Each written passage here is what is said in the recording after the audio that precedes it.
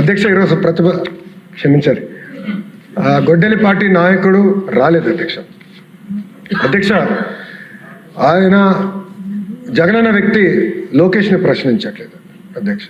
జగనన్న వ్యక్తి గౌరవ ముఖ్యమంత్రి చంద్రబాబు నాయుడు గారిని ప్రశ్నించట్లేదు అధ్యక్ష. జగనన్న వ్యక్తి ప్రభుత్వాన్ని ప్రశ్నించట్లేదట అధ్యక్ష. జగనన్న వ్యక్తి అంబేద్కర్ గారిని ప్రశ్నిస్తున్నారు అధ్యక్ష. ఎందుకంటున్నానంటే ఇది అంబేద్కర్ గారు రాజ్యాంగంలో రిజర్వేషన్ విధానం తీసుకొచ్చిన వ్యక్తి, అది మేము పాటిస్తాం. వర్టికల్ హారిజాంటల్ రిజర్వేషన్ పారదర్శకంగా నిర్వహించాల లక్ష్యంతో మేమున్నాం. అంబేద్కర్ గారిని ప్రశ్నిస్తున్నారు అధ్యక్ష గొడ్డలి పార్టీ నాయకుడు అధ్యక్ష. దానికి సమాధానం చెప్పమనండి అధ్యక్ష. ముందు అధ్యక్ష ప్రెస్ మీట్లు ఎందుకు అధ్యక్ష? రమ్మనండి హౌస్కి, ఎందుకు రాలేదైనా?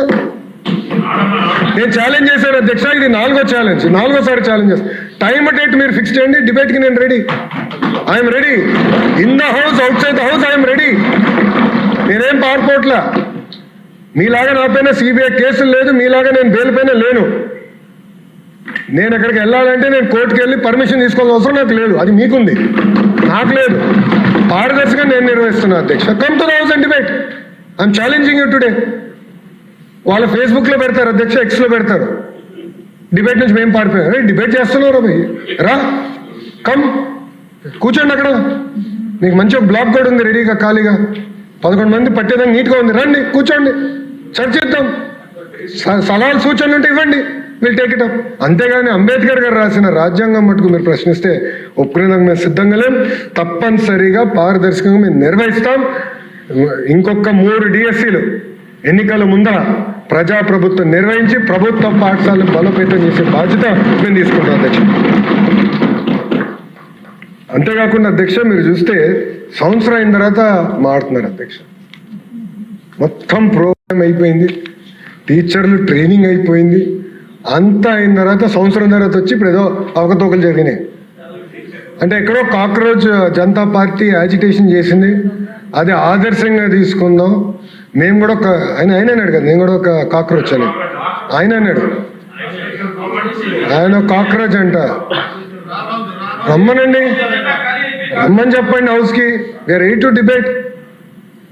సలహా సూచనలు ఇవ్వండి, సిస్టమ్ని ఇంకా స్ట్రెంథెన్ చేస్తాం. అంతేగాని 3 గంటలు ప్రెస్ మీట్ పెట్టి మేమైతే సిద్ధంగా లేము. చాలా స్పష్టంగా సమాధానం చెప్పేదానికి మేము సిద్ధంగా ఉన్నాం. నేను మళ్ళీ ఛాలెంజ్ చేస్తున్నా, come to the house, come set.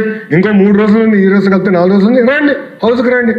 ఆయన ఇంకా బెంగళూరులో ఉన్నట్టున్నాడు అధ్యక్ష, ఇంకా వచ్చినట్లేడు తాడేపల్లికి, ఇంకా బెంగళూరులోనే ఉన్నాడు ఆయన. మళ్ళీ ప్రత్యేక విమానం తీసుకుని రావాలి, ఆయన వస్తే వీఆర్ రెడీ టు ఆన్సర్ అధ్యక్ష. దాంట్లో ఎలాంటి సందేహం లేదు అధ్యక్ష. అధ్యక్ష గౌరవ సభ్యుల విషయం కూడా తెలుసుకోవాలి అధ్యక్ష. 2019 నుంచి 24 వరకు సుమారుగా 12 లక్షల మంది పిల్లలు ప్రభుత్వ పాఠశాలల నుంచి ప్రైవేట్ పాఠశాలకు వెళ్ళిపోయారు అధ్యక్ష.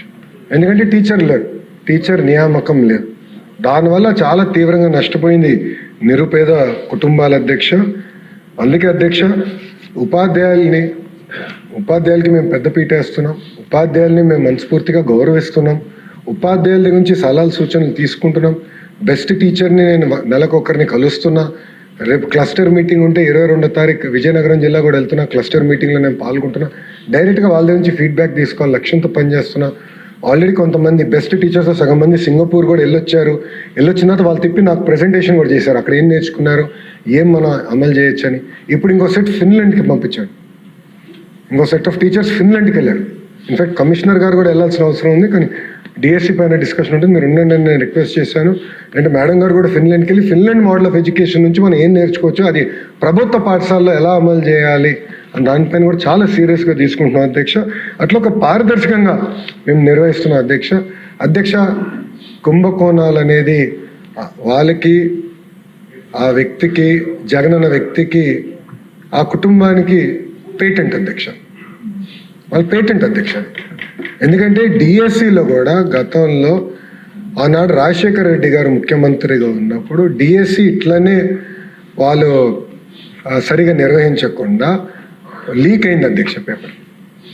ఆనాడు అధ్యక్ష రవీంద్రనాథ్ రెడ్డి గారు వాళ్ళ మేనమామనే ఈ స్కామ్ చేసి ఓఎంఆర్ షీట్స్ అని హైదరాబాద్ తీసుకెళ్లారు అధ్యక్ష.